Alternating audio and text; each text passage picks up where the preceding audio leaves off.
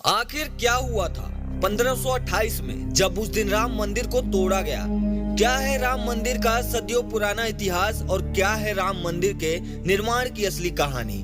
तो आइए जानते हैं, लेकिन वीडियो में आगे बढ़ने से पहले हमारे चैनल को सब्सक्राइब अवश्य करें और बेल आइकन अवश्य दबाएं और साथ ही कमेंट बॉक्स में जय श्री कृष्ण अवश्य लिखिएगा। अयोध्या में राम नगरी सज चुकी है और राम मंदिर के निर्माण के साथ अयोध्या नगरी का सदियों पुराना इंतजार अब खत्म होने वाला है। राम नगरी अयोध्या की धरती ने अपने आंगन में उस विध्वंस को फलते फूलते देखा है जिसने राम राज की प्रथा को तार तार कर दिया। यहाँ भाई ने भाई को काटा, बेटे ने बाप का खून बहाया, मजहब के नाम पर लोगों को मौत के घाट उतारा गया। राम मंदिर अयोध्या के इतिहास एक इमारत के टूटने पर भी दोबारा से बनने तक सीमित नहीं है। ये राम राज्य और सनातन की संस्कृति की वो लड़ाई है जिन्हें बाबरी ढांचे के नीचे दबाया गया था और जिसने सदियों के संघर्ष पर जीत हासिल की है। राम राज्य की कहानी शुरू होती है भगवान राम के जन्म से 5114 वर्ष पूर्व को उत्तर प्रदेश के अयोध्या नगर में प्रभु श्री राम का जन्म हुआ। त्रेता युग और द्वापर युग के खत्म होने के बाद कलयुग की शुरुआत हुई और एक विदेशी आक्रामक बाबर की नजर अयोध्या नगरी पर पड़ी। 1527 ईसा पूर्व में बाबर ने राम मंदिर को तोड़ने का आदेश दिया। 1528 तक श्री राम के पवित्र जन्म भूमि पर मुगल का बादशाह बाबर के सिपाही पूरी बागी ने एक मस्जिद का निर्माण करवा दिया। मंदिर का नाम बाबरी मस्जिद रखा गया, लेकिन उस समय मौजूद हिंदू समुदाय का दावा था कि ये भगवान राम की जन्मभूमि है और यहाँ पर पहले एक प्राचीन मंदिर था जिसे तोड़कर यहाँ पर बाबरी मस्जिद का निर्माण कर दिया गया है। इस समय राम जन्मभूमि मंदिर पर सिद्ध महात्मा श्याम नंदन जी महाराज का अधिकार था। इनके कहने पर भित्ती के राजा मेहताब सिंह बाबरी नारायण ने राम मंदिर को बचाने के लिए बाबर की सेना से युद्ध लड़ा। कई दिनों तक युद्ध हुआ, लेकिन हजारों सैनिक अपनी जान गंवाकर भी बाबरी मस्जिद को गिरा नहीं पाए और राम मंदिर को बचा नहीं पाए। इतिहास बताता है कि राम मंदिर को तोड़कर बाबरी मस्जिद बनाने के लिए मीर पाकी ने 1,74,000 हिंदुओं की लाशें गिराई थी। भले ही मीर पाकी और बाबर जीत गए हो, लेकिन हिंदुओं की कोशिश खत्म नहीं हुई थी। इस युद्ध के कुछ समय के बाद अयोध्या में 6 मील की दूरी पर स्नेतु नाम की गांव की पीड़ित देवी दिन पंडित ने आसपास के राजपूतों और योद्धाओं को लेकर फिर से युद्ध किया, लेकिन इस बार भी हजारों हिंदू वीर बलिदान हो गए और बाबर की सेना जीत गई। इस युद्ध के 15 दिन बाद फिर से हंसवार के राजा रणविजय सिंह ने बाबरी से राम लल्ला को आजाद कराने के लिए युद्ध किया और अपने 1000 सैनिकों की टुकड़ियों के साथ वो भी शहीद हो गए। जिसके बाद महाराज रणविजय सिंह की पत्नी रानी जयराज कुमारी राम जन्मभूमि की रक्षा के लिए आगे आई और 3000 नारी सेना के साथ युद्ध किया। ये युद्ध हुमायूं के शासन तक छापामार युद्ध के रूप में जारी रहा। बाद में स्वामी महेश्वर आनंद जी ने और उनकी सन्यासियों की सेना ने भी इनका साथ दिया, लेकिन सभी को हार का मुंह देखना पड़ा और एक बार फिर से रानी के बलिदान के साथ जन्मभूमि पर मुगलों ने अपना अधिकार जमा लिया। 1530 से 1556 ईसा पूर्व के बीच हुमायूं और शेर शाह के शासन में राम राज जन्मभूमि को लेकर कुल 10 युद्ध हुए, जिसमें मुगलों की सेना ने जमकर नरसंहार किया। 1556 में 1605 ईसा पूर्व में अकबर राजा बना और इस बीच कुल 20 युद्ध लड़े गए।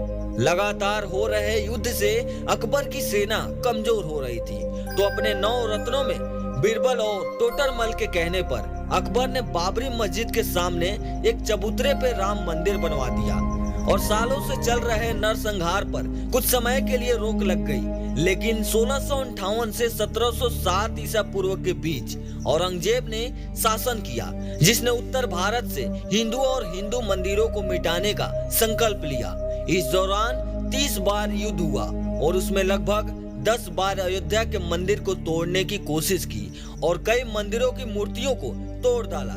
उस समय समर्थकों की श्री राम राज्य महाराज के शिष्य श्री वैष्णव दास जी ने जन्मभूमि की पुख्ती करने के लिए 30 बार मुगलों पर हमला किया। नसीरुद्दीन हैदर एक समय में मकर राही के राजा के नेतृत्व में राम राज्य जन्मभूमि को फिर से उनका अधिकार दिलाने के लिए हिंदुओं ने 3 बार हमला किया। इस बार भी हिंदुओं का खून बहा, लेकिन इस बार वीर चमत्कारी साधुओं की सेना के साथ मिलकर हिंदुओं ने सही सेना को धूल चटा दी और राम जन्मभूमि पर अधिकार कर लिया। लेकिन यह खुशी कुछ दिनों के लिए ही थी, क्योंकि कुछ दिनों के बाद फिर से आक्रमण हुआ और भयंकर खून खराबे और हिंदुओं के मारे जाने के बावजूद हिंदुओं ने श्री राम जन्मभूमि पर कब्जा कर लिया। एक बार फिर से जन्मभूमि पर हिंदुओं का अधिकार हो गया। हिंदुओं ने राम लल्ला के टूटे चबूतरे पर फिर से एक छोटा सा मंदिर बना लिया और राम लल्ला की स्थापना की। लेकिन बाद में मुगल राजाओं ने इस पर फिर से अपना अधिकार जमा लिया। इस तरह राम मंदिर की जमीन ने अपने आंगन में बहुत बार विध्वंस को फलते फूलते देखा। सबसे पहली बार 1853 में अयोध्या की धरती पर हिंदू मुस्लिमों के बीच मजहबी दंगे हुए। 1857 की क्रांति के समय जब बहादुर शाह जफर का शासन हुआ, उस समय में बाबा रामचरण दास जी ने एक मौलवी आमिर अली के साथ जन्मभूमि को वापस पाने की कोशिश की। लेकिन ब्रिटिश शासन कट्टरपंथी मुस्लिमों ने 18 मार्च सन 1858 को उन्हें फांसी पर लटका दिया। विवाद के बढ़ने पर ब्रिटिश काल के 1859 में अंग्रेजी शासकों ने मुस्लिमों के हक में बाबरी मस्जिद और हिंदुओं के हक में चबूतरा दे दिया, जहां मुसलमान परिसर के अंदर अजान अदा करते थे और हिंदू बाहर चबूतरे पर प्रार्थना किया करते थे। सोच कर देखिए, जो श्री राम की मूर्ति आज भव्य राम मंदिर में लगने वाली है, ये एक सदी तक एक चबूतरे पर रखी गई थी और उस चबूतरे को पाने के लिए लाखों हिंदुओं ने अपना खून बहाया है। राम मंदिर के हक के लिए पहली कानूनी लड़ाई 19 जनवरी 1885 को शुरू हुई, जब हिंदुओं को एक महंत रघुवीर दास ने पहली बार राम मंदिर के मामले को फैजाबाद के न्यायाधीश पंडित हरि कृष्ण के सामने रखा और दावा किया कि बाबरी मस्जिद कभी श्री राम का जन्मभूमि हुआ करता था।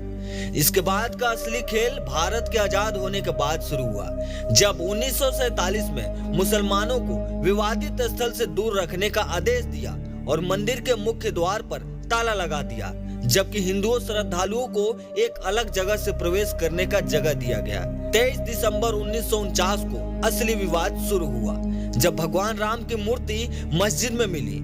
हिंदू लोगों का कहना था कि भगवान राम वहां प्रकट हुए थे, लेकिन मुसलमानों का कहना था कि रात में ही चुपचाप किसी ने वो मूर्तियां वहां रख दी है। दोनों पक्षों ने मुकदमा दायर किया, जिसके बाद यूपी सरकार की अगुवाई में मूर्तियां हटाई गई और सरकार ने इस जगह को विवादित स्थल घोषित किया और ताला लगा दिया। इसके बाद शुरू हुआ तारीखों का सिलसिला। 1984 में कुछ हिंदुओं ने विश्व हिंदू परिसर के नेतृत्व में एक सनकी का गठन किया, जिसके नेता भाजपा के कृष्ण अडवाणी बने और राम जन्मभूमि को पाने की कोशिश जारी रही। 1986 में जिला मजिस्ट्रेट ने हिंदुओं की प्रार्थना के लिए मस्जिद का ताला खुलवा दिया। मुसलमानों ने विरोध में बाबरी मस्जिद संघर्ष समिति का गठन किया। 1990 में विश्व हिंदू परिषद में राम मंदिर निर्माण के लिए अभियान बीच किया और विवादित स्थल के नजदीक राम मंदिर की नींव रखी गई और सुप्रीम कोर्ट ने विवादित स्थल को हिंदुओं को सौंपने का फैसला किया। 23 अक्टूबर 1990 हजारों राम भक्तों के द्वारा विवादित ढांचा गिरा दिया गया और बाबरी ढांचे के ऊपर भगवा ध्वज फहरा दिया गया। 2 नवंबर 1990 को मुलायम सिंह यादव ने कार सेवकों पर हेलीकॉप्टर से अंधाधुंध गोलियां चलाने का आदेश दे दिया, जिसमें सैकड़ों राम भक्तों ने अपने जीवन की आहुति दे दी और सरजू नदी के तट पर राम भक्तों के लाशों का अर्जमान लग गया। मुलायम सिंह यादव को इस्तीफा देना पड़ा। इसके बाद 6 दिसंबर को कार सेवकों सहित लाखों राम भक्तों ने बाबरी ढांचे को ढककर समतल कर दिया और देश में हिंदू मुस्लिम दंगे भड़क गए। उस समय राज्य में कल्याण सिंह की सरकार थी। दोपहर 12 बजे से लेकर शाम 5 बजे तक बाबरी मस्जिद का ढांचा समतल जमीन बन चुका था। लाखों हिंदुओं की भीड़ ने उसी जगह पूजा अर्चना कर रामशिला की स्थापना कर दी। मामले की गंभीरता को देखते हुए पुलिस और अधिकारियों ने भी गुंबज के आसपास कार सेवकों की रोकने की हिम्मत तक नहीं की। इसके बाद कोर्ट में लगातार केस चलता रहा और आखिरकार 1950 से लेकर 2019 तक चल रहे इस जमीन के अयोध्या मामले केस में सुप्रीम कोर्ट ने फैसला राम मंदिर के पक्ष में सुनाया। राम मंदिर को 2.77 एकड़ की जमीन मिली, जबकि बाबरी मस्जिद को तोड़कर वहां पर 5 एकड़ की जमीन अलग से मस्जिद के लिए दी गई। उसके बाद मार्च 2020 में राम लल्ला को तंबू से निकालकर फाइबर के बने हुए मंदिर में शिफ्ट किया गया और 2020 की अगस्त के महीने में राम मंदिर के भूमि का पूजन शुरू हुआ और अंततः मंदिर का निर्माण शुरू हो गया। 1528 से लेकर आज तक राम मंदिर को बनाने के लिए 77 से ज्यादा युद्ध और सैकड़ों दंगे हो चुके हैं, जिसमें लाखों कार सेवकों, गुरु गोविंद सिंह जी सहित विभूतियों ने कई सारे संघर्ष किए। लेकिन इस लंबे संघर्ष के बाद आखिरकार वो दिन आ गया जब भारत में श्री राम मंदिर की नींव रखी गई और एक भव्य निर्माण हुआ। आखिरकार 22 जनवरी 2024 को वो ऐतिहासिक क्षण आ ही गया जब 500 साल की संघर्ष का अंत होने वाला है और लाखों हिंदू सनातनियों के बलिदान को श्रद्धांजलि मिलने वाली है। इस दिन राम मंदिर के उद्घाटन के साथ राम लल्ला की प्राण प्रतिष्ठा होगी और अयोध्या नगरी के राजा उनको वापस मिल जाएंगे।